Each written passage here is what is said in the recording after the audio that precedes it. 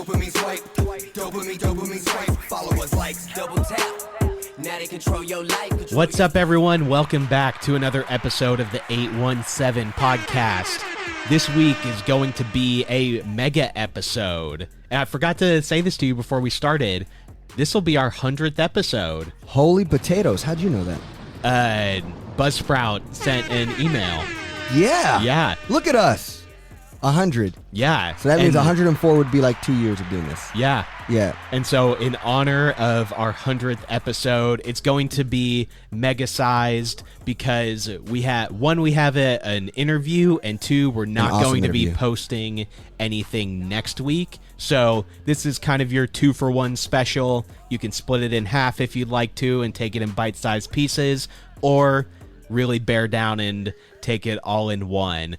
But we've got a few short stories, and then our big story will be an interview with Jessica Black, who is the co-founder of the Texas Neighborhood Coalition, which is an organization that works with cities and neighborhoods across the state of Texas to create regulation around short-term rentals.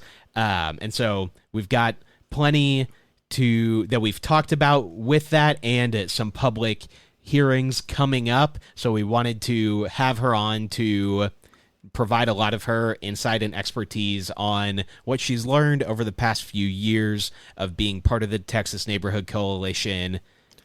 Yeah, because we have a lot of dates coming up and around short-term rentals and what Fort Worth is going to do. And so, yeah, like we're going to have a big episode. This probably, you say 100 years is definitely going to go past, well, we won't hit 100 minutes, possibly, depending on, because you have her interviews 40 minutes, and then we usually do a 40-minute show. So, well, we're going to get close. And so the reason why we're doing it together is because we just felt like, because we're going to be out next Monday, we were going to split them up. But her data and like what's coming up, it's pretty timely when you look at the dates that we all need to be aware about. So, when we did the Michael Crane interview, we just split the two. Even though we recorded those on the same day, this go around, we're just going to make it one big episode. So let's get ready to rumble. First story is in the Fort Worth Report. It is about education, written by Jacob Sanchez, who has done amazing work to communicate education in the city. Fort Worth ISD plans to spend $1.2 million to compete against charter schools. They will be partnering with Dallas-based Alpha Business Images to set up marketing campaign to draw students to the district. The vote among the trustees was 7-2. And there's a quote here by David Sines, who's the chief of innovation at Fort Worth ISD. He says, it's important to make sure our parents understand all their choices. This is not who's better than the other. It's the district saying, hey, if we're going to offer choice to our families, our parents need to have all the information they need to make an informed choice. They also dive in and talk about how charter schools has slowly chipped away on Fort Worth ISD enrollment. Check this out. In 2021-2020 school year, more than 13,600 students transferred into a charter school from the district, according to the Texas Education Agency data. An additional 2,289 students transferred to a traditional public school. But the growth rate on that change in charter schools is big. So when we put the story in, you can also see the graph of how this is really making a dent on ISD's enrollment. Jimmy's, what's your take? I think that, neither of us had like big issues with Kent Scribner, the superintendent, but I think that these are kind of the steps that people were hoping to see happen to try and combat the amount of people exiting Fort Worth ISD. And, whether this actually does anything, who knows? But at least we're looking at the problem of decreased enrollment, saying, why is it happening? Learning that maybe it has to do with people not having complete information around what the offerings are, what the difference between charter and public schools are, etc., and actually putting action behind it. So I really appreciate that the school board is taking a big step here. Yeah. My big takeaway to me is I just think public schools need to stop beating around the bush and accept that you're in a competition environment. I think the quote saying, "Oh, this is not about competition," that's like the political public schools. Like, public schools have this aura that they're not influenced by capitalism, or like capitalism doesn't impact them. And like, we can just be like, this is a non-competition space. But we have to wake up and say, no, this is a competition. And if this keeps up, you're losing. Yeah, I think it's a reckoning similar to what like the post office versus the FedEx UPS FedEx, because you're comparing a capitalist business with a public service, and they both have two very different goals. Like, you could argue the same goal is educating kids, but I would argue that the goal of any business is to make money. Yeah. So you have to actually have that reckoning of, right, we are in a competition, even though maybe we shouldn't be, and we have to figure out how to, within our realm of being a public service, figure out how to compete with a business. Yeah, and that's, to me, the big kicker here. How can you be one of the fastest growing cities, but your enrollment is going down? This is we have to see, how do we think about school differently? It's not just about marketing schools and putting brochures in so that your brochure is next to the charter school brochure. Because you know what that charter school brochure is going to be? A better ratio, because it's smaller. It's going to be more personalized. So it's also thinking about, how are we doing school differently because of the funds that public schools get, to then create more modern, forward schools. Because you're right, no one wants a school ran by capitalism, and the end goal, and when it comes down to tough decisions around safety, student support services, and all these things, they're going to have to minimize those things to retain profit or earnings, where that's why public education matters so much, is that it's truly about the good of society. And when you're going to have, this is how we fund our workforce. This is how we become productive members of society. It's so much more bigger than money. It's about the future of our country. And so, yeah, let's think bold. Let's have bold, and we'll see what they do with the money. Yeah. Moving into the next story, the city of Fort Worth presented a plan to use $13 million in federal housing department funds to fund a variety of after-school programs, nutrition and transportation programs for older adults, workforce training, and housing services as part of its 2022-2023 HUD Annual Action Plan. If approved, the plan would allocate that money to 21 organizations across the city that would assist in things across the board that are really positive programs for us to be investing in. So this year's funding is a 1% increase from last year's total funds, but 2 out of the 4 grants funding the plan have seen a drop in available allocation compared with the previous year. So, as always, services and organizations like this are concerned that they're going to have enough funds to meet the needs that we have, especially as we are starting to face more of a housing crisis in Fort Worth. The second public hearing for this will be 6 p.m. August 9th. And also the plan program should begin October 1st. So it's really around the corner. What I also think is interesting is that 60% of the total funds is really focused in on housing and homeless services. But I didn't realize how comprehensive the HUD goals were. I mean, there's 7 other pieces outside of just homeless services. You're talking preserving aging housing stock, improving accessibility of public and private spaces, poverty reduction, promoting affordable housing for renters. But this one I thought, like, children and youth training and mentorship. Like, it seems like something Fort Worth ISD should really be on top of. And then, so I thought that was interesting, especially for me in that space. I was like, that's interesting. Targeting neighborhood revitalization and homeless services. But 60% is going to housing and homeless services. So you see how they're prioritizing those goals of the 8. Yeah, so like EJ said, a second public hearing will be at 6 p.m. August 9th, when the city council will then vote on it later that evening, with the plan's program hopefully beginning October 1st. And I'm interested to know if Candace Valenzuela is still the U.S. Department of Housing and Urban Development's administrator for the region. I know she was back in like May of 2022. So, I mean, I would assume so. But she is also the one who ran against, I forget who she ran against. But so you also have a strong leader in place for this, which is exciting. Yeah. Want to move to the third story? Let's do it.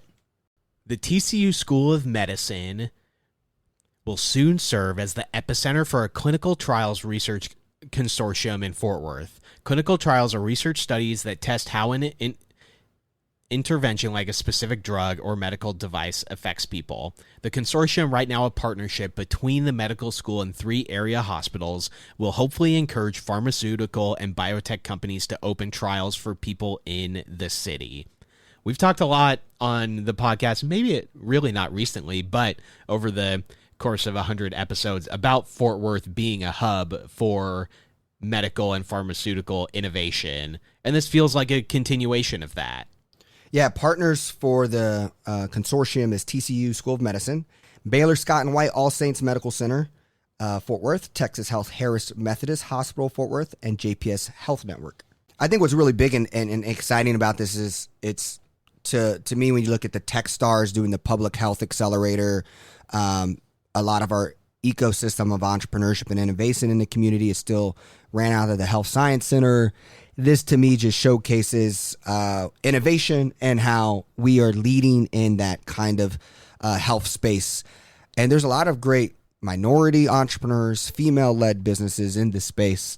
So this is exciting that we're thinking about this, which then on the same flip side helps the economic side of trying to get more people involved in this. What's interesting today, though, is that most companies come to Alliance, which is really far from where this is all happening, from a regular basis.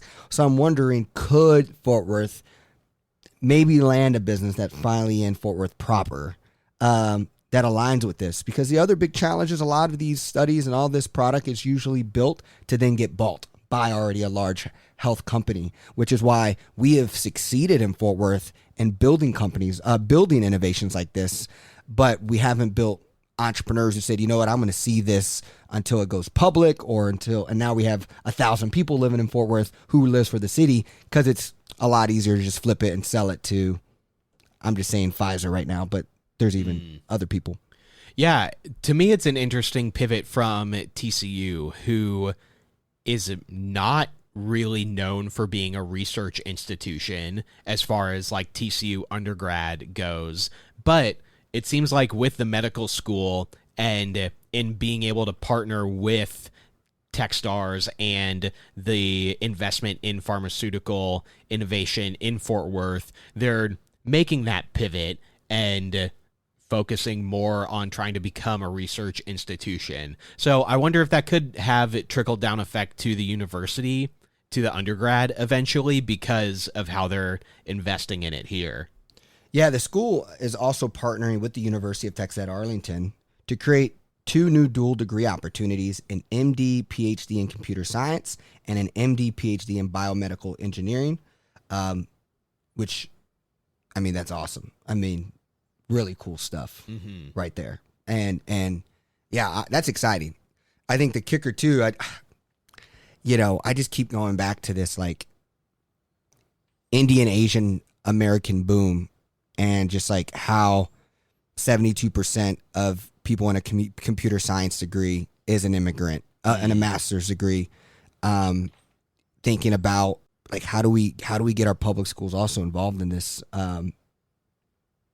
kind of discussion so kids can see this exposure. Maybe that's the marketing, man. Like, how do you bridge this stuff and expose kids, and can you create a moat or an institutional partnership with Fort Worth ISD and TCU in this consortium to really build out like the STEM academies and all that stuff? Well, and that's part of what it says, is it wants to build up physicians in the area. And you would think if we can make that homegrown talent, if we can get to these kids in middle and high school and give them more hands-on learning experiences, how much easier that is to keep them in Fort Worth than potentially having to attract people from outside to come in. Yeah, if Fort Worth, or any city for that matter, can find a way to get American-born students interested and accelerated through a medical computer science pipeline, I mean, that's huge. I mean, there's 2 data points I think of just off the bat that just came out this week. New York Times had an article about how immigrants are nearly twice as likely to be wealthy than a kid who comes from an American household family. And the other piece was around what percentage of people who get PhDs actually come from a family who has a PhD or a graduate research. You see that one? I saw that one. I don't know if that was New York Times as well, but we'll find those and get those in the descriptions as well, as those were great graphs. So again, these are timely topics nationally. Fort Worth is stepping into the pace to doing that, but it sounds like both of these articles both of these people quoted need to be having conversations, from, Mr. Flynn to David Saenz. Like this is hopefully a conversation happening. Yeah.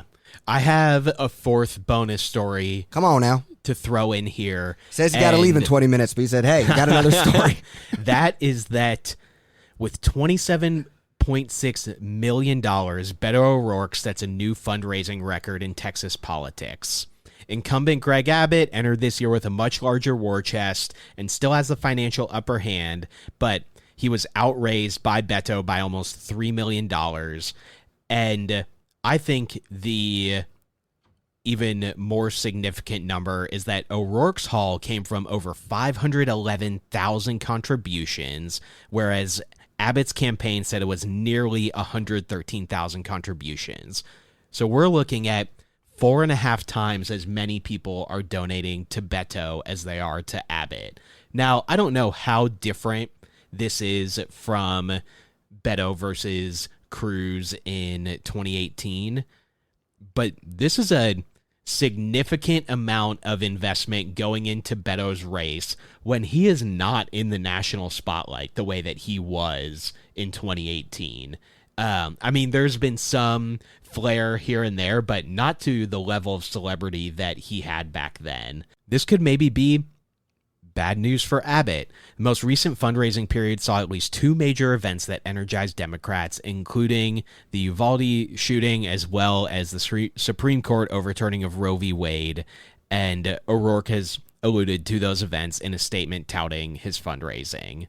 We're receiving support from people in every part of Texas who want to work together to ensure our state moves beyond Greg Abbott's extremism and finally leads in great jobs, world-class schools, the ability to see a doctor, keeping our kids safe, and protecting a woman's freedom to make her own decisions about her body. I think it's like, if you look at Beto and what he's accomplished, he's really understanding and I think learning from the Ted Cruz days. It's not about the national news. It's about showing up in Texas. I mean, the guy is nonstop. I think I get tired at work and I'm like, dude, I can't. This guy will walk Opal Lee's walk and then show up in Galveston for a dinner in Juneteenth. And I mean, I'm talking 49 days, 70 something counties or cities or whatever. Like, this guy is moving, getting people excited. I would be curious. I don't know if you already said it and I missed it, but what percentage of his donations are from outside of people in Texas? That would be something I'd be curious about. Yeah, it does not say. It says with Abbott's campaign that the campaign released that nearly 86% came from within Texas. O'Rourke's, it just says that almost 99% of which came in online. The average donation was $54. But his quote around it is, we're receiving support from people in every part of Texas who want to work together. So I do imagine that O'Rourke is probably receiving a little bit more outside of Texas. I would argue 40%, half. But I don't know what, I'm guessing off of lack of knowing what it was with Cruz. Yeah. But I'm just thinking like the Democrat, I think there was a lot of data around this when it came to when the Lindsey Graham race, the guy who ran against that one in the state of South Carolina. I don't know, Georgia. though, because I get what you're saying and potentially agree with you, but national Democrats right now are worried about Georgia. They're worried about Wisconsin, Pennsylvania, Wisconsin, potentially North Carolina, Ohio. So I think that there's a lot of Senate seats that are taking the national attention the way that a Senate race took the national attention for Beto, and maybe aren't as focused on a gubernatorial race. And I would say of the gubernatorial races, this one is probably second below Georgia, and maybe even Wisconsin too. So this is definitely lower on the totem pole than it was Illinois back in 2018. Illinois pumping out money because their governor's like a billionaire, and all that stuff. That one's crazy too. Really exciting stuff. And ready for the big story? Yeah, let's go. So the big story is short-term rentals. Fort Worth is going to present 4 ways to regulate VRBOs and Airbnb. And they want to hear from the constituents, us Fort Worthians. This is a Star Telegram article by Harrison, a friend of the pod. And really what you just need to know is that there's upcoming dates. City staff will present 4 options during public meetings slated for 6 p.m., July 26th and July 28th. The July 26th meeting will be in person at City Hall. The July 28th meeting will be virtual. And there will be public comment meeting August 2nd. And so this is also why we have Jessica Black on with us, is because she's going to kind of give her experience, some really investing time and her knowledge as a lawyer around this conversation for the last 4 years and what she's seen at Arlington and other cities. But Jimmy, what do we have that the city has shared around those 4 points? So we have proposed registration fees for legal short-term rentals, and part of that would be an annual fee to cover city costs for platform and enforcement, HOT collection, which is homeowners tax, which cannot be used for administration or enforcement, but would have to go towards tourism. Property owner registers / consents, and that registration is non-transferable. Having to have a 24/7 local contact and liability insurance, an affidavit for safety protocols, 1 guest or group at a time, limited to 3 people per bedroom, max of 9 people, on-site parking only with a parking plan required, no events or parties, no outdoor gatherings or music after 10 p.m., require a good neighbor guide, advertising for short-term rentals requires registration. Registration would be placed on probation or revoked based on violations, and the city would require advertising platforms like Airbnb and VRBO to only allow advertising for short-term rentals registered with the city. So there's 4 zoning options that they're putting forth. Option 1 is same as now. Continue what we've been doing, not allowed in residential areas. Option 2 would be to treat owner-occupied short-term rentals as bed and breakfast homes. This would require a conditional use permit with a 5-year time limit. It would not be allowed in single-family zoning, only allowed with a conditional use permit in 2-family and multifamily zoning with 400-foot separation. It would treat investor-owned short-term rentals similar to bed and breakfast inns and require that same conditional use permit, and would not allow single-family zoning, and would continue to require zoning change for all short-term rentals in single-family zoning. Option 3 also separates between owner-occupied and investor-owned. It would allow owner-occupied short-term rentals by conditional use permit in all residential districts up to 5 to 10% of a block or multifamily building. So on your street, maximum 5 to 10% of houses could be owner-occupied short-term rentals. It would allow investor-owned short-term rentals by conditional use up to 5 to 10% of the block, but only in multifamily districts, and would continue to require zoning change for all others. Option 4 would be to allow owner-occupied short-term rentals by right. In certain neighborhoods or citywide, up to 5 to 10% of block or multifamily building and fewer than 30 booking nights per year require a conditional use permit or zoning change for all others. We'll put the link to this page in the description because that was a lot to read. But basically, option 1 is no change. Option 2 is separating owner-occupied and investor-owned, but still only in two-family and multifamily zoning.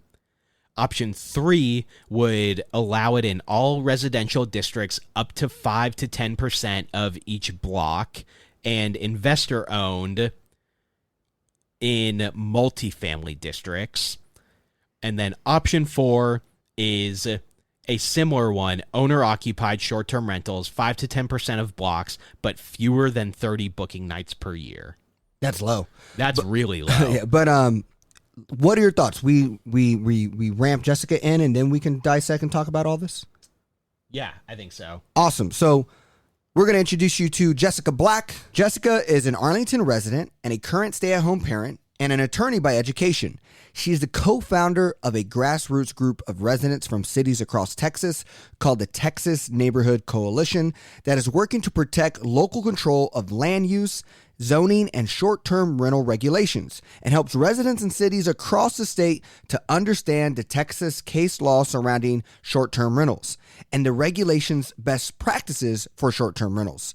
We are thrilled to have her on the podcast as this is an important time for Fort Worth as public discussion starts to ramp up about how should we handle Airbnb and VRBOs as we build out the city. So here's Jessica.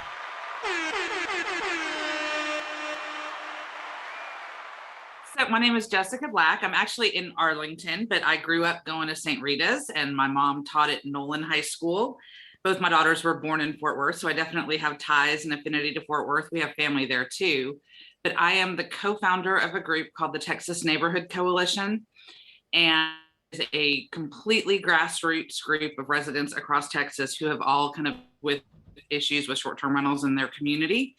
And we joined together probably back in 2018 to fight off a couple attempts in the Texas legislature to preempt cities' ability to zone and regulate short-term rentals. So we have some folks in Fort Worth that we have worked with for years. And when this issue started bubbling up again in Fort Worth, they asked us to help them, and we said we'd be happy to. Awesome. How did you originally get involved with this? Like, what drives your passion behind it? I am what I call an accidental activist. I don't think anybody, who's a neighbor plans to get involved in this issue, but my husband and I are out here in Arlington. My parents are here. His mom is here. So we had moved back to be close to family. We searched for 2 years to find, the perfect house where we liked the schools. It was safe. It was stable, close to his mom, close to my mom, but not necessarily on either of their way to anywhere so that we don't get the drop bys. And then we started having short-term rentals pop up, and it was disconcerting because I have young kids, and we had, like I said, moved into this neighborhood for safety, for stability, for community. And it was really contrary to that. My husband travels a lot for work, so the girls and I are here by myself, and having neighbors that we know and trust was really important to us. So I got involved when Arlington was going through the ordinance process. And then as soon as we crossed the finish line with that in 2019, there was a bill down in the Texas legislature that would have undone all that. So like I said, we got together with the folks from the other cities and went down to the Texas legislature to meet with state reps and attend hearings and make sure that cities were able to control this at the local level.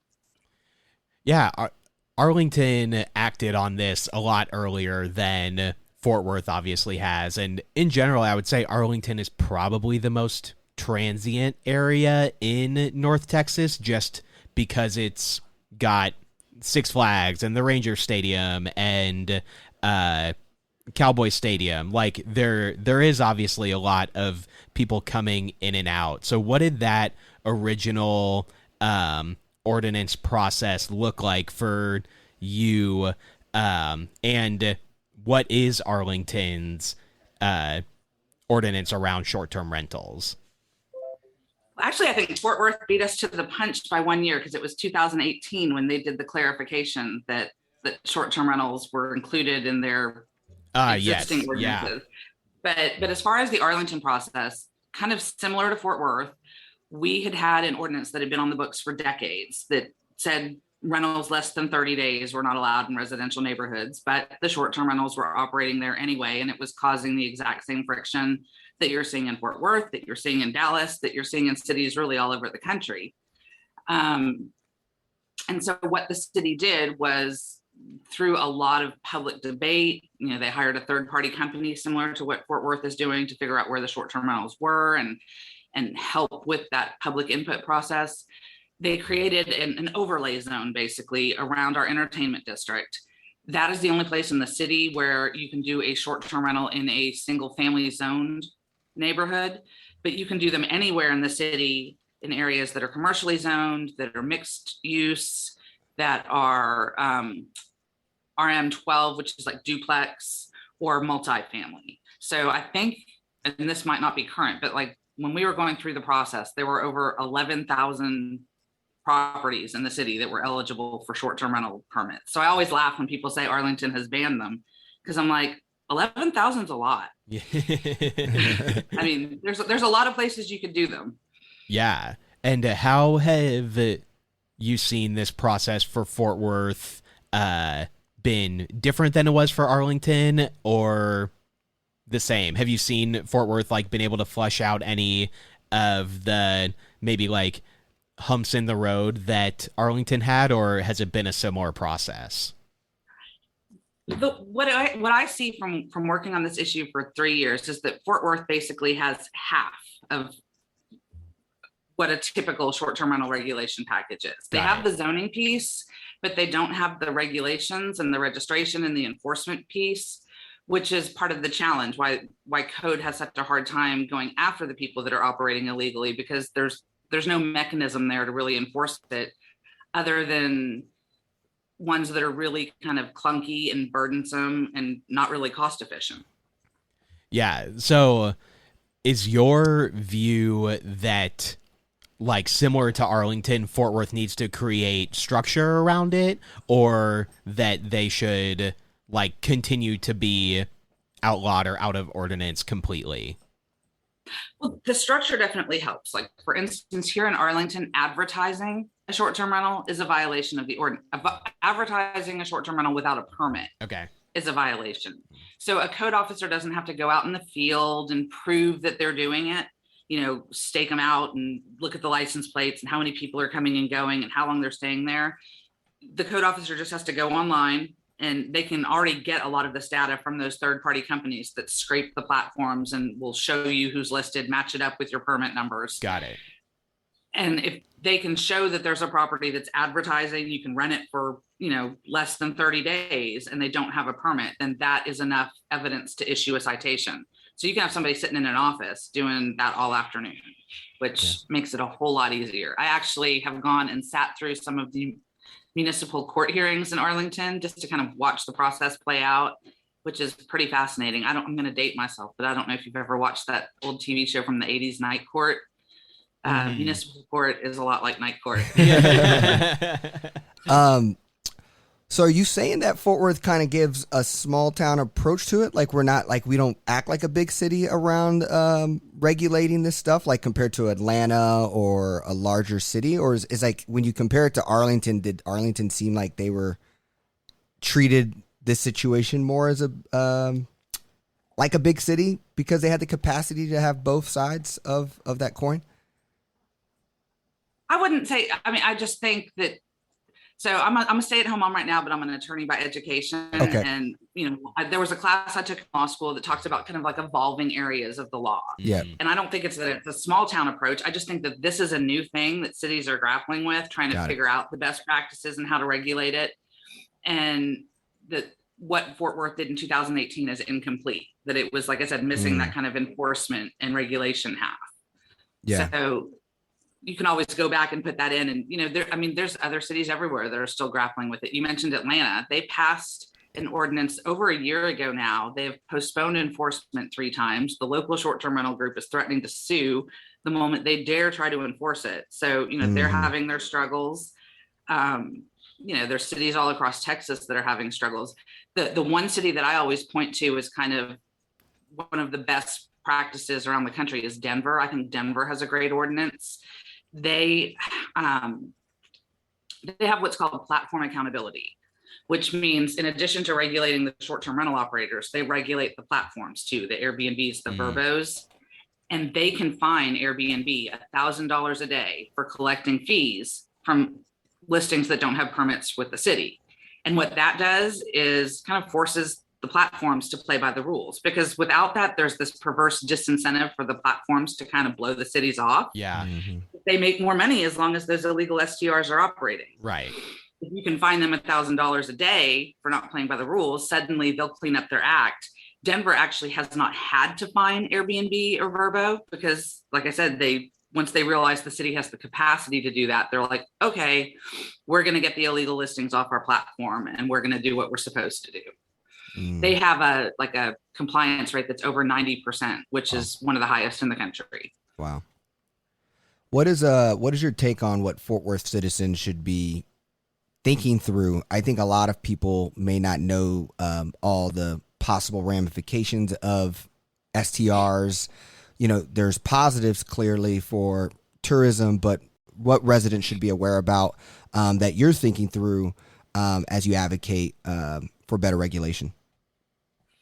Well, one thing that I really believe in is in local control, and that Texas is a really big state and every city is different. There's not a one size fits all solution. I wouldn't want to have the same short-term rental rules in Arlington as they do in Galveston because we're completely different. Yeah. But there are a lot of unintended consequences to think about with short-term rentals, and that's everything from the impact on housing.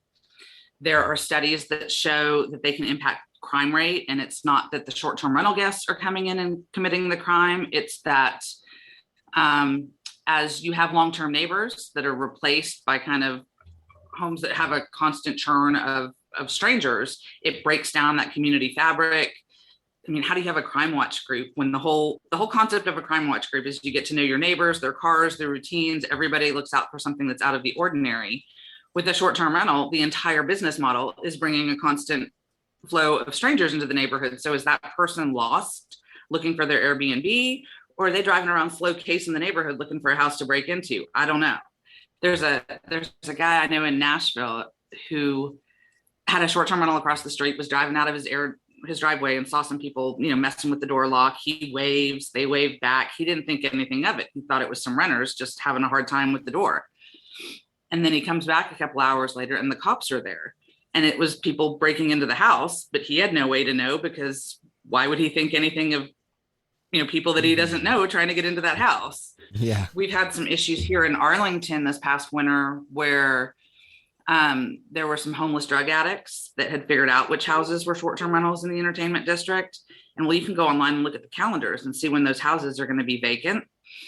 And then you break in and you use it as a drug den. They were doing their laundry there while they were, getting high. I mean, there's stuff like that.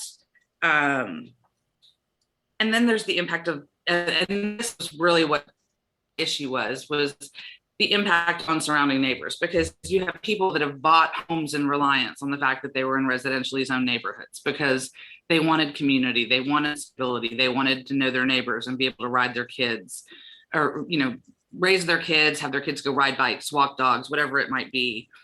And when they started popping up in my neighborhood, one of the first things I did was went online to Airbnb's terms of service to see okay, what kind of vetting are they doing on these people? And the fine print will say that they can't guarantee that the users are who they claim to be. They can't guarantee they verified an ID. They can't guarantee they've run a background, that users don't have a criminal record, or they're not on a sex offender registry. So I'm like, okay, that's awesome. So then I went and looked at the Texas sex offender registry laws.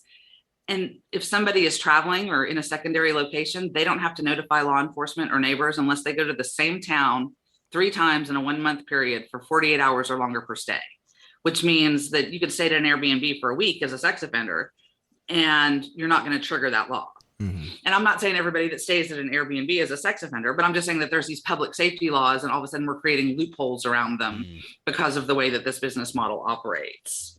Yeah. So I don't know if you've seen that the Fort Worth City Council has like presented their 4 options, and maybe like the last day they got published by the Star Telegram. And so I was wondering if what your thoughts on those 4 options are, if you've seen them, or if not, I can read them off. Sure. I have. I know the option 1 is basically maintaining the status quo, but putting that enforcement piece in place, which, I know that's what a lot of the neighbors that I've spoken to prefer. And it makes sense to kind of before you bite off more and potentially make the problem bigger, maybe make sure that you've got structure around it and that you can enforce it. Some of the others, like if you do go with an owner occupied model, there are some considerations to think about there. There are cities that do that, but a lot of them have run into enforcement challenges like Austin and Nashville. What they see is a lot of fraud because the investors will, I live there, wink, wink. In Texas, Austin does it by homestead exemption. But the problem in Texas is that homestead exemptions are done at the county level, and the counties don't talk to each other. There's no master database of, who has a homestead exemption in what county.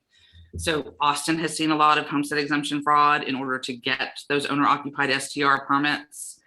We saw some of that too in Arlington, before we passed our ordinance, people, just not wanting to pay the property taxes on, the full share of property taxes on those. So that's something to think about.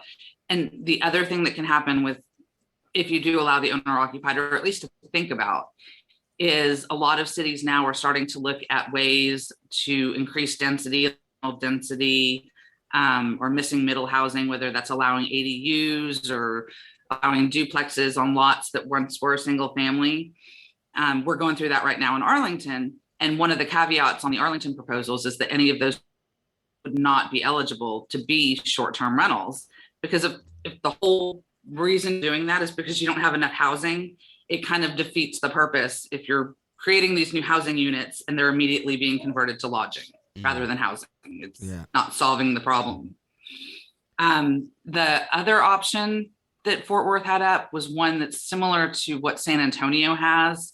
San Antonio has an ordinance that was drafted in large part by VRBO and lobbied for very heavily by VRBO, where there are the investor owned are allowed in residential neighborhoods, but there's some density caps on them. It's supposed to be 12.5% of a block base. So basically 1 in every 8 homes on each side of the street could be an investor owned short-term rental. The problem that San Antonio is having is they only have a 65% compliance rate. So there's about 3,000 that are registered with the city, but about 5,300 that are active and operating.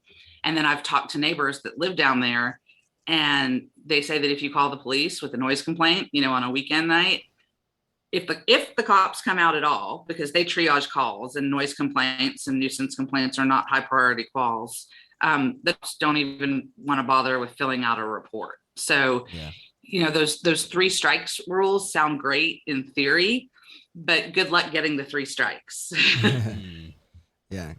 Yeah. I think my issue with option 1 and like the current ordinance is that if we're calling for better enforcement, so I guess like total enforcement in that case, like we're asking the city to invest a bunch of money to, like, we have to further fund code compliance or planning and development, whoever's going to be in charge of enforcing it, and invest in them in something that like isn't beneficial to the city in terms of like revenue, if that makes sense. Like we're kind of just throwing money at a problem without necessarily any structure behind like how to actually enforce it. I do think I would touch on that. So, there are some studies that show that only like 2 to 4% of travelers say they would not have made their trip if staying in a short-term rental was not an option. So I sometimes question the amount of revenue that STR operators claim they're bringing to the city, because I don't know if it's new revenue. It's maybe just it's being transferred from another place, and then they don't account for the revenue or the impact to the economy that living in that home would have. And then you also have the issue of the hot tax that is collected from short-term rentals under state law can only be used to promote tourism. So you can use it for a convention center, you can use it for your visitors bureau, but you can't use it for the enforcement. So there was a woman in Dallas, like a MBA data analyst. She did a study or an audit out there, a random sample of 41 short-term rentals, because they used to have a GIS map where you could click on it and it would tell you how much hot tax that STR had paid, and what 311 and 911 calls were associated with that property. So she parsed the data, got stats on, what's the average cost of responding to a noise complaint, a trash complaint, whatever it might be. The city of Dallas, over a 7-month period, on a random sample of 41 short-term rentals, spent $540,000 responding to 311 and 911 service calls at those 41 short-term rentals. They paid $20,000 in hot tax. So if you think about having thousands of short-term rentals across the city that the city has to police and monitor, and respond to the nuisance complaints, you're going to pour a lot of money in. So zoning is a proactive solution. If you kind of prevent those nuisances to begin with, you don't have to spend that money. Yeah. What is your kind of, take around the corporation? Like, to me, as a homeowner, I feel like I'm an Airbnb user. I'm going to Houston next weekend and staying in an Airbnb, is how much corporations are using this to buy up houses, right? 1 of every 3, I think the data some people share is 1 of every 3 people own 25 or more. You're seeing where like 1 of every 3 home is purchased by JP Morgan, BlackRock, or some big investor. It seems like Fort Worth was trying to do things around making the difference between corporate short-term rental owners and people who are actually maybe own a few. Do you know any difference of that? Like, when does that like turn you into a corporate? And like, do you look at both versions of Airbnb hosts as, hey, we need to regulate the same? What is kind of you guys' take there on how you did that in Arlington and how you would like to see other cities do it? Well, in Arlington, we didn't differentiate between, typically the line that you see drawn is owner occupied or non-owner occupied, because when you're talking about the non-owner occupied, it might be somebody that owns one, but they have it titled to an LLC. So there's, and you can't, without getting super legal on you, but there are some, like, I think Atlanta's going to run into some legal issues by saying that people outside the city can't have them, or you can only, so you can draw a bright line between owner occupied and investor owned, but it gets a whole lot messier if you try to say, oh, you can have 2, but you can't have 3, or you can do it as an individual, but you can't do it as an LLC. Because, corporations are people. So you have that problem. But so there's a website called Inside Airbnb that did scrape the Airbnb data for Fort Worth. Airbnb is typically about 80% of a market in most of the markets that you see. They found that there were about a little over 1,700 short-term rentals in Fort Worth. 76.5% of them were in homes or apartments. And 56.2% of hosts with listings in Fort Worth had more than one. So that really does point to kind of the commercial nature of this. Oh, the other thing that he had pulled from that data was that only 33% of the hosts with listings in Fort Worth self-identify as living in Fort Worth. Mm-hmm. So Airbnb may have started out, their original concept was you rent out your spare room for some extra cash, but it has become something quite different. And those, local hosts that are actually living in the home and renting out a spare room are now the minority. And the institutional side is growing. That's where most of the growth, most of the revenue is coming from. There's another website called AirDNA. And according to their data, there are only 250 listings in Fort Worth that are shared or private rooms in someone's home. Yeah. So. Yeah, no, that's great. I mean, not great, but that's good insight on the situation. So what is your like take on like how does, because I'm also now seeing like at least in the Twitter sphere, I'm seeing like a group of people who are like, I'm converting back to hotels. Like I found out that they don't clean their comforter until like every 90 days. I'm finding out that these cleaning fees, then I got to like clean the house. So it's also just kind of also from a user experience actually not becoming that enjoyable. So I don't know if you've kind of seen any like people kind of. I have seen that, so the funny thing is I actually grew up around the short-term rental industry. My parents had a vacation rental in the Florida Panhandle for 25 years.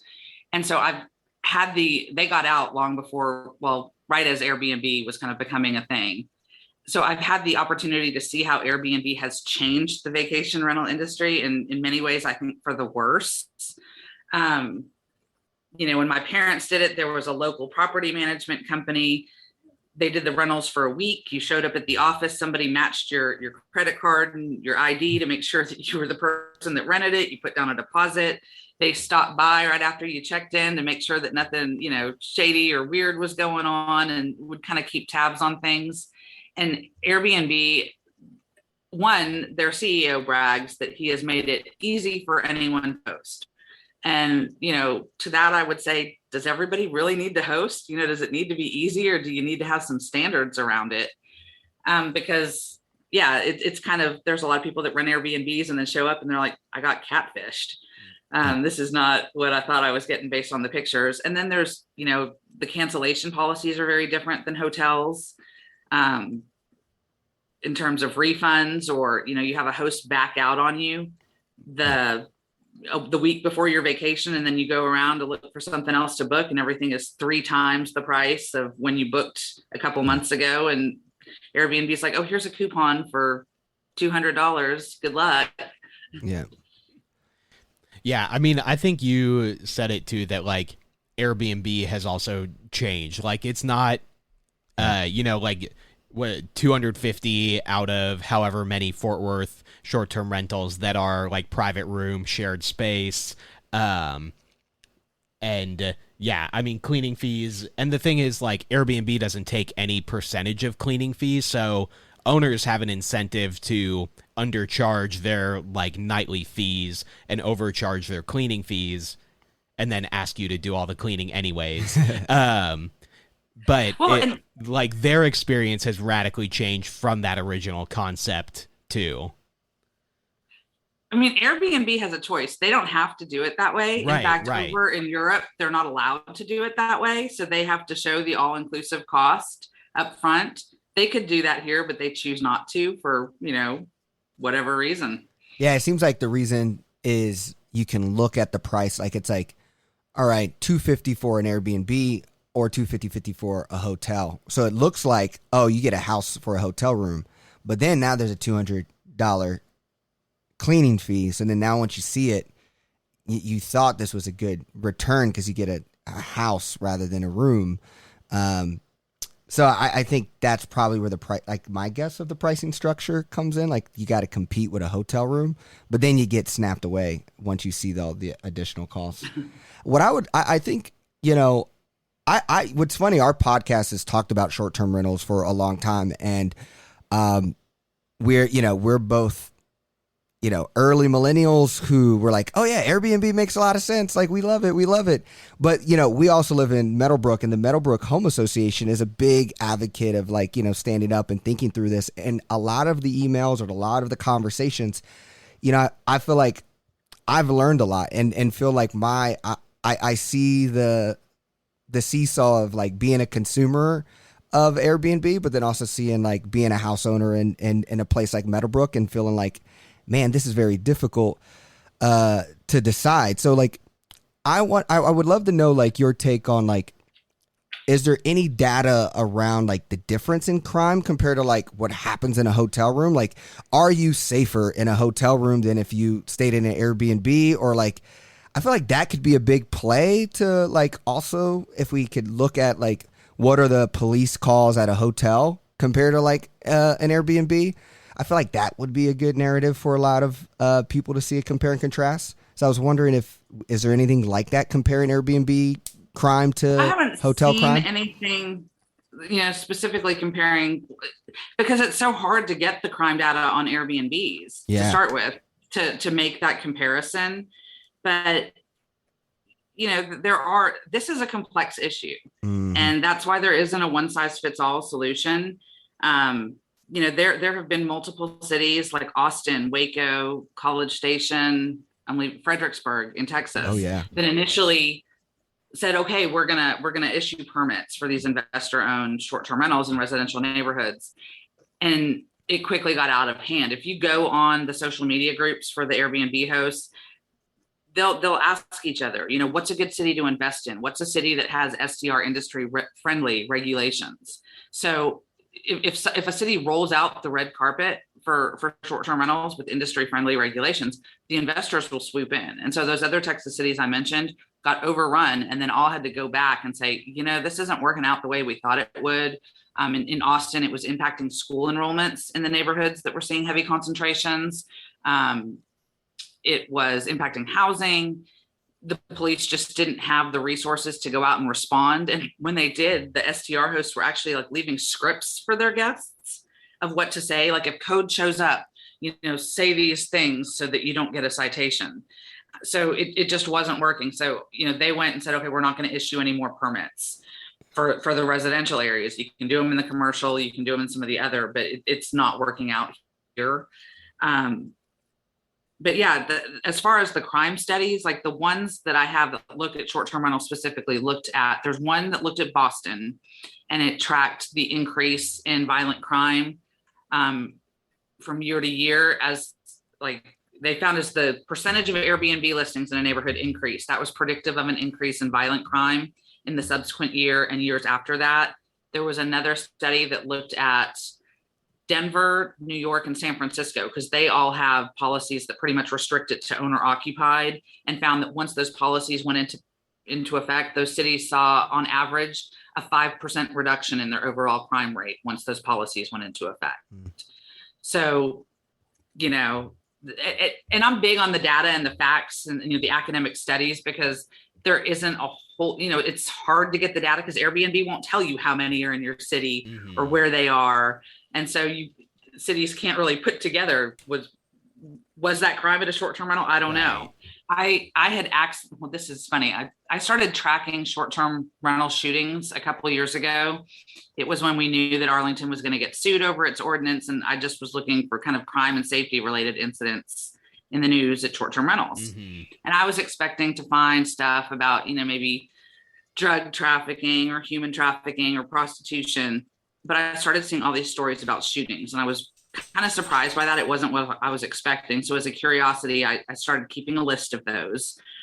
And that's been going on about 3 years now. I'm up to 253 that have been confirmed and reported in the news. And, I know that they all don't get reported, because I've talked to plenty of people that say, oh, I had one in my neighborhood, but it never got reported in the news or, anything like that.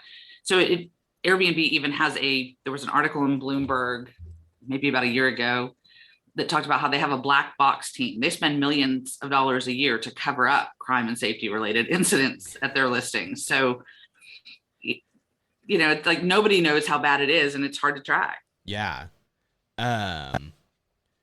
Well, Fort Worth has its 4 public meetings coming up to hear feedback on this.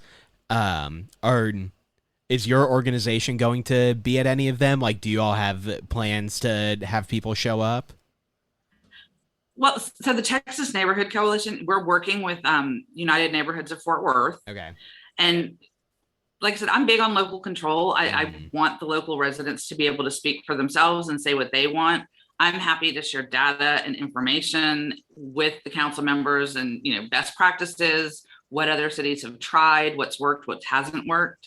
So, I think the ultimate decision has to come down to the residents that live in the city. But like I said, with information, I don't think it needs to be done in a vacuum. And I think it needs to be an informed decision, because there can be a lot of unintended consequences. And so residents really need to think through, what do they want for the future of their neighborhoods?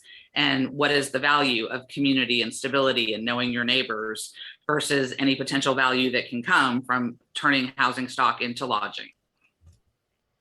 Yeah. Because do you know how SRT groups are going to come to these kind of things? Like, I feel like are they going to come very standardized and they have an approach to make pro SRT laws? Like, what can we expect on that end? So, I mean, I think what you see from city to city is from those kind of groups is pretty cookie cutter. And there's a reason for that. And that is because Airbnb's lobbyists and VRBO's lobbyists, and then there's a national group called Rent Responsibly that is funded by the STR industry. They work to prop those local grassroots up. They train them, they coach them, they tell them what to say. Every once in a while, you can see the script peeking through. So, yeah, I mean, you hear the same arguments from city to city, and I think it's because they figured out that it doesn't look as good when Airbnb or VRBO come in. So they AstroTurf instead. Yeah. Yeah. I think it's also interesting how Airbnb spends a lot of money, and when something does go bad, how much work they put into hiding that mistake in an Airbnb, paying someone millions of dollars to kind of hush money, if you would. Yeah. Have you had any experience of that happening in the Metroplex? Well, like I said, just a lot of the shootings that go unreported. You know, I don't know for sure. You know, there's no way to know what they cover up and what they don't. I track the news stories. It's funny. There was a big short-term rental shooting in Orinda, California. It happened Halloween of 2019. 5 people were killed at the party, and it made national news. And at that point, I'd been tracking the shootings at short-term rentals for about 6 months. And Airbnb was in the news. They're saying this is rare. This never happens. And I'd been tracking them for 6 months, and I was like, it's happened 38 times in the past 6 months. What do you mean it's rare? Yeah. You know, but nobody was tracking that information. It would, you know, one would happen in this city, one would happen in that city, and nobody had put the big picture together. I have noticed now that my count is up to 253 that when those things happen, they no longer say they're rare. Yeah. Yeah. And I think Airbnb tried to, like, I guess they're kind of they were trying to save grace by paying for the ceremonies and the funerals of these people. And even when I guess the families did say, here's a $30,000 bill, they never really got a response, or like when it was in the spotlight, they kind of acted as if they were going to do all these things. But then once the bill came, they really made all these loops for the families to jump for the support. I think there was a story around that as well on that. I think Airbnb, you know, unfortunately, like I said, having grown up around this industry and seen the changes with Airbnb itself is one of the biggest problems, because they, you know, just don't take a lot of responsibility or accountability for the impacts that they're having. You know, they don't require verified ID from all their users. And there was an article a couple of years ago that their safety team had asked them to do that, but they were afraid that people wouldn't use the platform if they required verified ID. And and then when they made their cuts, I think they cutted all their Portland people, right? And like their Portland people were like experience a lot of these cuts Airbnb made when they cut 30% of their staff was like all the safety team people who like dealt with all this trauma of like hearing these cases and managing these cases for these people to then get iced. So yeah, I definitely, we'll put those articles. I'll find those articles and put them in the descriptions of the pod. You know, there's so much they could do on their end, you know, or even they're great at these big press releases and pushing them out and getting them all over the media. But the follow through is never been there. Like after that Orinda shooting, the same day the Orinda shooting happened, an article dropped in Vice talking about all this fraud that was going on short-term rentals. And so they said, okay, this is the deal. We're going to verify all of our listings by December of 2020. And yet you still see story after story after story about that fraud going on. So like, they never really did it. Yeah. or the party ban that's supposedly permanent now. That's been in effect for the past 2 years, but it doesn't prevent the parties. And you kick a user off after the fact, but there's not a lot of safeguards in place to keep somebody from going and setting up a new account with a different email and a different credit card, and then they're right back in business. Or the homes that get delisted for having parties, it's usually a temporary suspension, especially if the media is snooping around, and then everything blows over and a couple of weeks later they're right back at it. Yeah. It seems like the best use case for Airbnb would be like looking at big cities and then tracking 90 minutes to 3 hours away, and like what they did in like Broken Bow, Oklahoma. Like I feel like, I don't know how people feel about like the Broken Bow people. There was probably 5 of them there before Airbnb showed up, but then like all these cabins showed up, and now there's like a liquor store. There's like all these like little things in there. It seems like if Airbnb wants to make a healthy pivot, maybe it's like really honing into something like that. What is your take on like that, or if that even's bad? No, I mean, like I said, my belief is that it's all going to be really unique on a city by city basis, because the impacts are going to be different. Is your city in the middle of a housing crisis, or is your city trying to stimulate the economy? Or, do you have a pretty diverse economy where tourism is only a part of it? Or do you have an economy where tourism is basically your bread and butter? But, even in cities where you have tourism as your bread and butter, like Port Aransas is a great example, they're getting killed right now because the number of short-term rentals keeps increasing. And I don't know, if you've been to Port A, but there's one bridge and there's a ferry. Those are the 2 ways to get to the island. So the people that were living on the island and, working at all the restaurants and the tourism attractions can't afford to live there anymore. They're getting priced out. So they're getting forced back to the mainland. You're not going to take the ferry or drive the bridge to get paid what you could get paid on the mainland. So a lot of the local businesses are struggling for employees. Their infrastructure is struggling because the trash trucks come from the mainland. So you have more trash than ever before because of all the short-term rentals. When you go to a short rental, go buy a week's worth of groceries, you throw out whatever you didn't use at the end of the week. I mean, there's just more trash. And the trash trucks are stuck in the traffic on the bridge coming over from the mainland and having to make more trips back and forth because of the increased volume. So they're having issues with that. There's just, like I said, a lot of unintended consequences that can happen. And a lot of it's just because it's grown so big, so fast, and kind of in a vacuum where there haven't been a lot of regulations around it. Yeah. I think if I went in and like pitched like Airbnb regulation as a citizen at one of these events, 25th, 26th, August, whatever that date is, I feel like there's also the equity play, like, right? Like this idea of like gentrification, right? But then also if you have room in your house to Airbnb, you're like Black and brown households usually have a multi-generational living, right? Like grandma, brother, cousin, somebody is always living there. So even the opportunity of like creating that wealth creation is a very kind of like privileged opportunity. I think like in Meadowbrook, like 5.2 is like the average occupant in the house.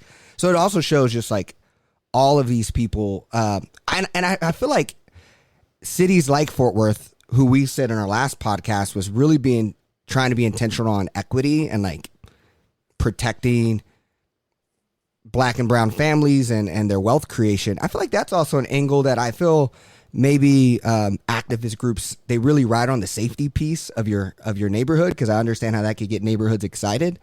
But in very big cities, I feel like there's a play on that equity piece and how, the different income you make if you're a Black house host, if you somehow had the chance of having space in your room, in your house anyways.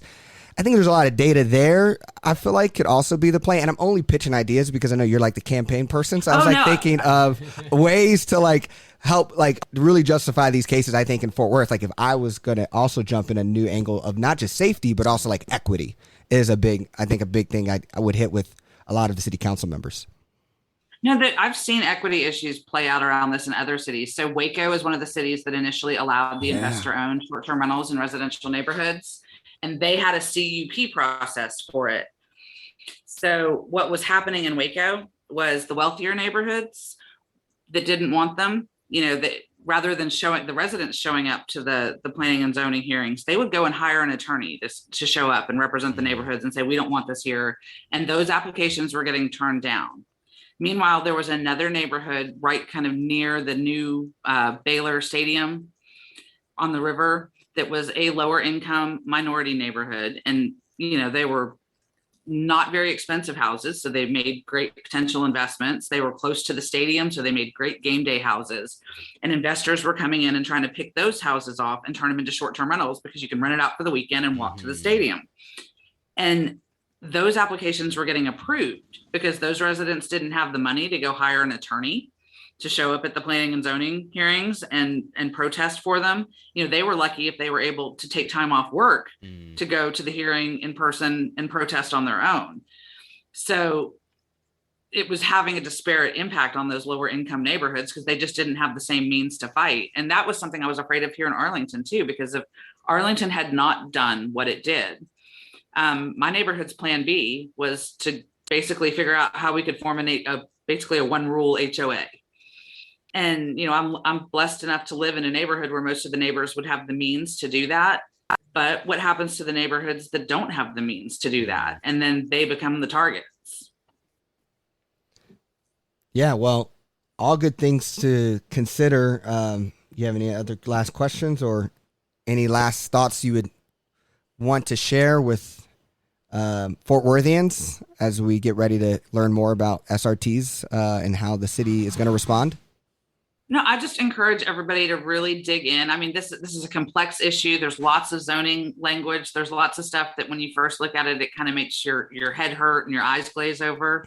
But it can have such a huge impact on the future of your neighborhood, on the future of your city, on the housing market, on your quality of life, that it's really important to be thoughtful about it and think about what you want the future of your neighborhoods and your city to look like.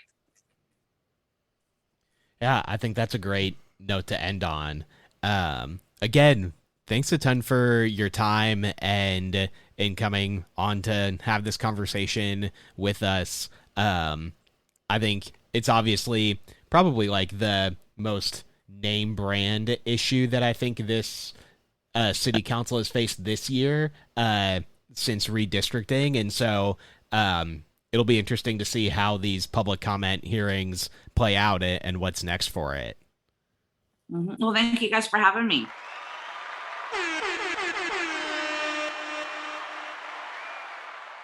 Again, thanks a lot to Jessica for coming on.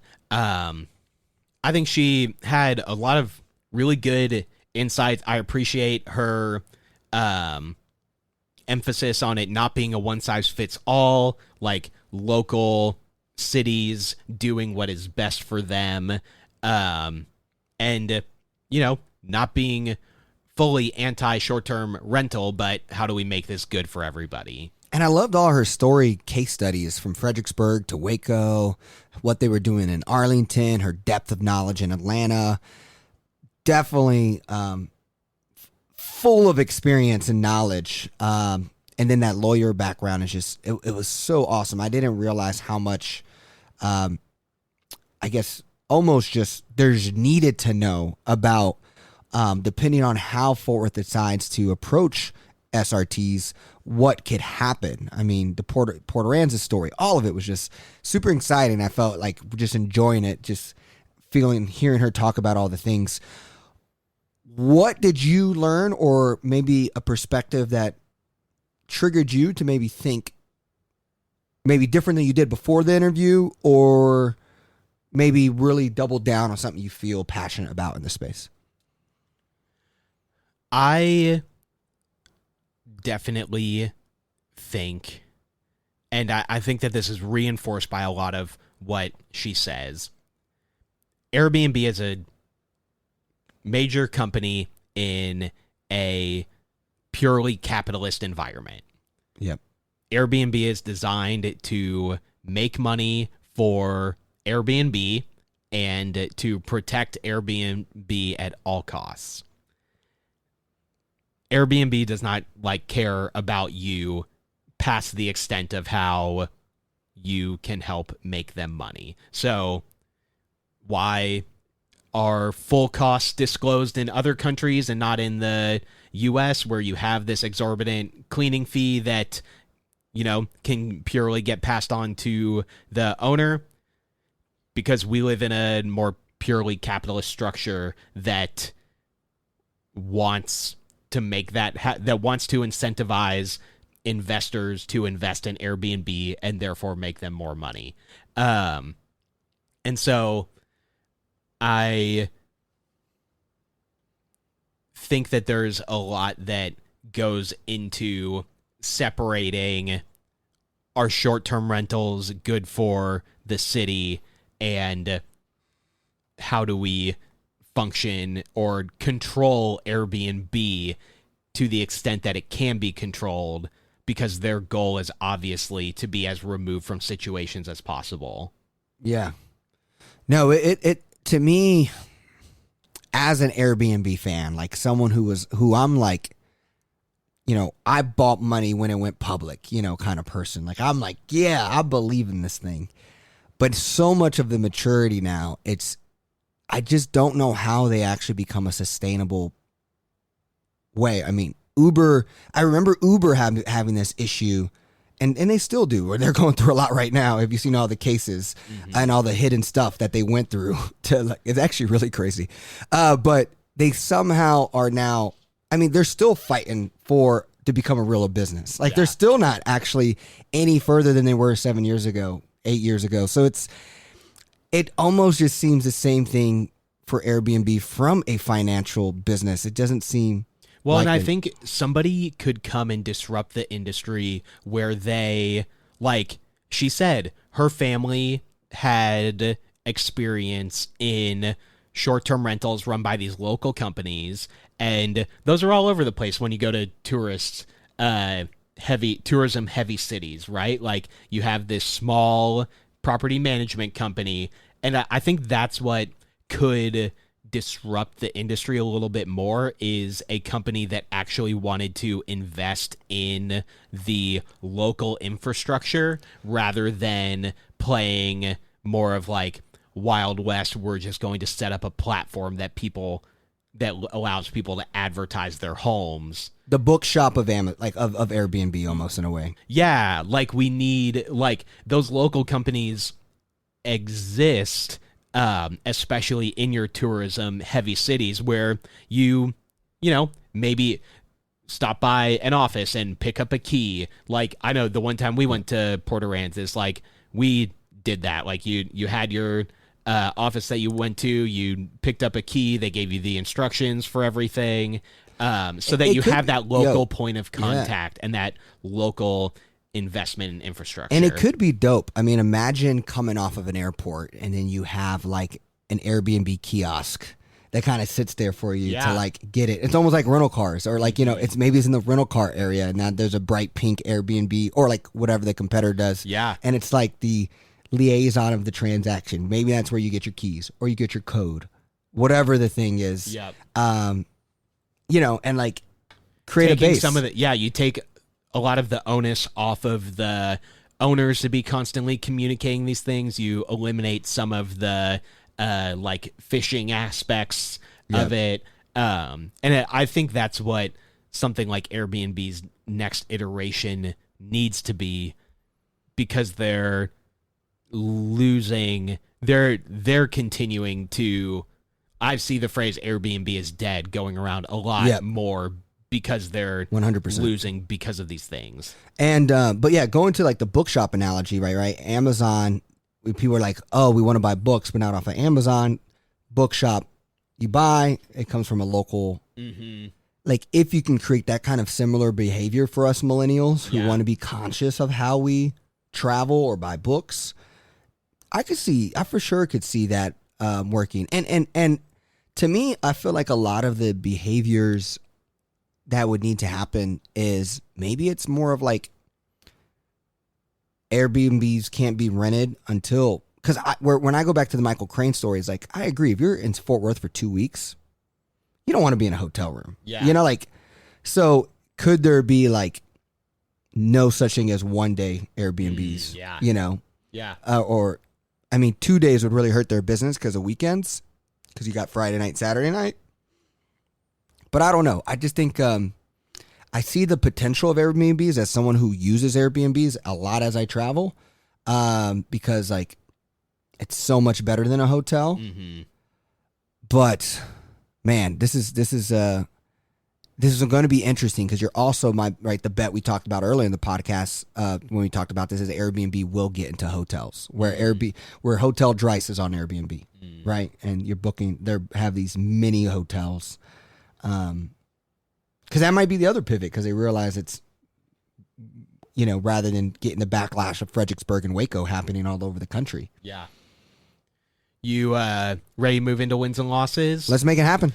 I'll start with my loss, and that is that a Catholic bishop fired the African-American head of the Fort Worth local Catholic Charities chapter, saying that he, quote, misrepresents Catholic teaching and is more strictly aligned with the principles of diversity, equity, and inclusion espoused by postmodern theorists.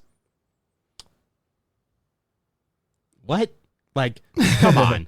You're really saying that because your black head of your Catholic Charities chapter is pushing for better diversity, equity, and inclusion, that they are not aligned with Catholic Charities? Yeah. Come on. Yeah. How many non-white men popes have there been? Yeah. Yeah, they're looking worse than the American presidency, you know. So, yeah, really crazy. But then also just shows Catholic Church has been a dying place for a while. I don't know anyone I do not know a member of the Fort Worth Catholic community. Me living in Fort Worth, I do. That's good. Yeah. I don't know if there's much else to say. But, you know, so I don't know. I feel like the non-denominational, the more modernized groups who try their best with equity and inclusion, you know, I feel like even not just race, but gender and all that representation of their people seem to have the winning code to get more growth of people. I don't know who has worse. I actually disagree. And so maybe that's why this was more surprising to me, is that I think the Catholic Church has been, and led by the current Pope, has been a little bit more Latino population progressive in this area. And so that might be why it really stuck out to me as like, oh, I would not have expected this from the Catholic Church or a Catholic organization right now. Yeah. No, makes sense. Well, let me go into my loss. Texas sues after Biden administration issues guidance saying doctors can perform abortions in emergencies. Texas Attorney General Ken Paxton argues the Biden administration is violating the state's sovereign interest by reassuring the nation's doctors that they can perform abortions in medical emergencies. People, right? What we're basically arguing here is that the federal government is saying, hey, if a woman's life is on the line, you can do what needs to happen to save the user. And now we are saying, no, you know, what percentage really believes like that's a bad idea in the abortion community? Like, you know, Catholic churches, you know, I'd be interested to know what percentage. I mean, most people in that space are probably against most of it, but that seems pretty okay. Yeah, well, and this comes on the heels of a few cases nationally where women have died while doctors are waiting for lawyers to confirm that they can give life-saving care.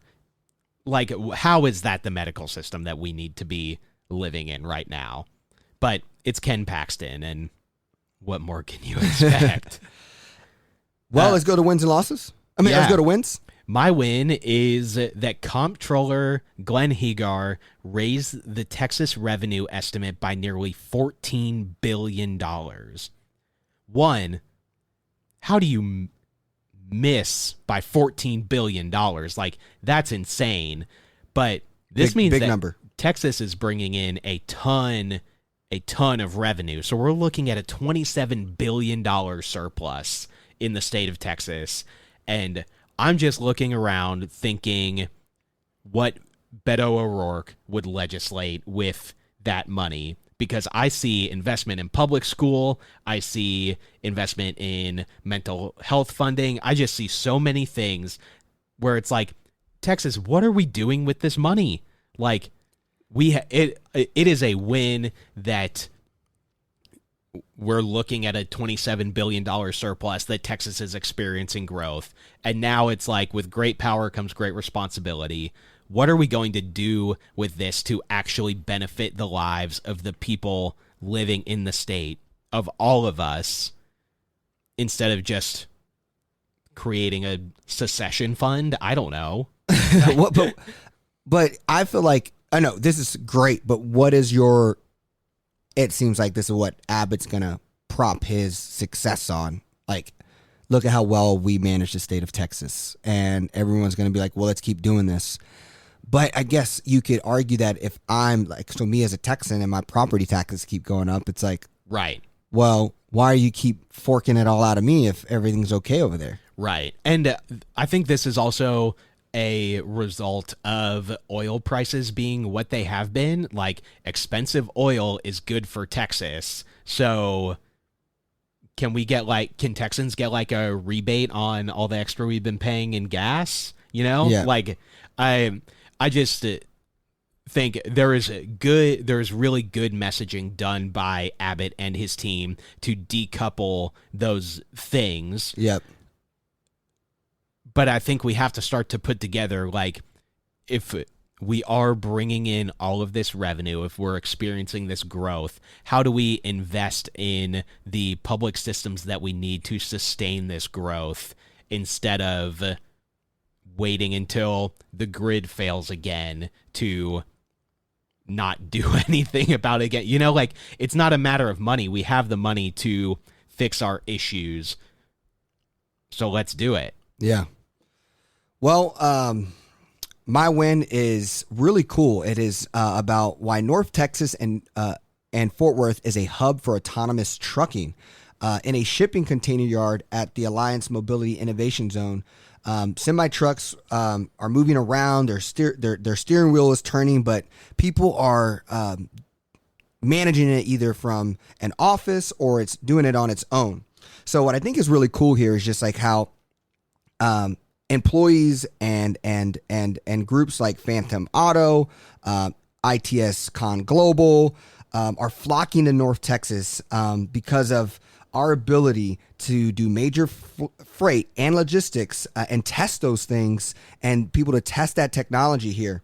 But what's also really cool is just like the Alliance Innovation Zone is just becoming a leader in this space. And like, companies are really building out, like, using us, DFW, as a hub to build out autonomous transportation. A vehicle company called Gaddick is starting to use autonomous box trucks to complete deliveries to Sam's Club across Dallas-Fort Worth. The company operates out of Alliance, and another company, Aurora Innovation Inc., is collaborating with Werner to launch a 600-mile autonomous truck route from Fort Worth to El Paso. Alphabet's Waymo recently opened a hub that will operate 20 autonomous trucks in Lancaster, and plans to add several driving routes between Fort Worth and Houston. So I just think that's pretty cool that this could be started and advocated for right here in the Metroplex. They're doing a lot of this already in China. I actually saw some crazy data around what percentage of trucks are autonomous, and I was like, man, that's crazy. I think that was in like the technology review. But yeah, it's just cool to see now that's also being homegrown here. Yeah, I agree. Well, thanks everyone for listening to our supersized 100th episode. We really appreciate you continuing to tune in. And yeah, we won't see you next week unless you split this in half, but we'll be back the week after. Peace.